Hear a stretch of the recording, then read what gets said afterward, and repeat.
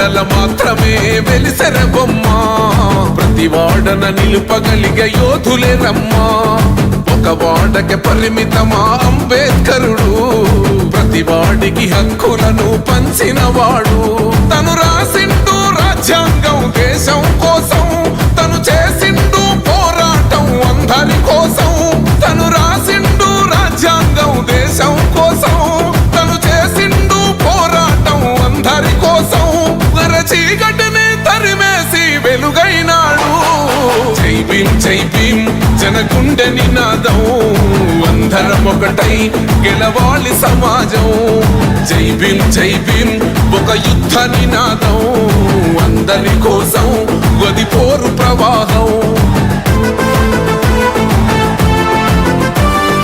రాజ్యాంగ నిర్మాత doctor BR Ambedkar 68వ వర్ధంతి సందర్భంగా ఆరుమూరు పట్టణంలో ఈరోజు అంబేద్కర్ విగ్రహానికి జోహార్లు అర్పించడం జరిగింది.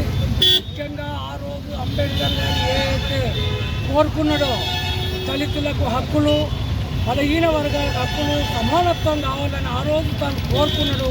కానీ ఆనాటికి భారతదేశంలో ఉన్నటువంటి పరిస్థితి ఏందో తాను తెలుసుకోగలిగిండు.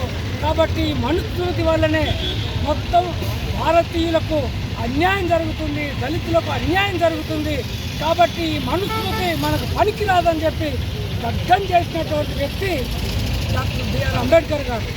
ఆనాడు బిఆర్ అంబేద్కర్ రచించిన రాజ్యాంగాన్ని అంగీకరించమని చెప్పినటువంటి మతోన్మాద శక్తులు ఈరోజు మళ్ళీ అదే ప్రజల్ని మోసం చేయడానికి అంబేద్కర్ వాదాన్ని ఈరోజు ఎత్తుకుంటున్నారు.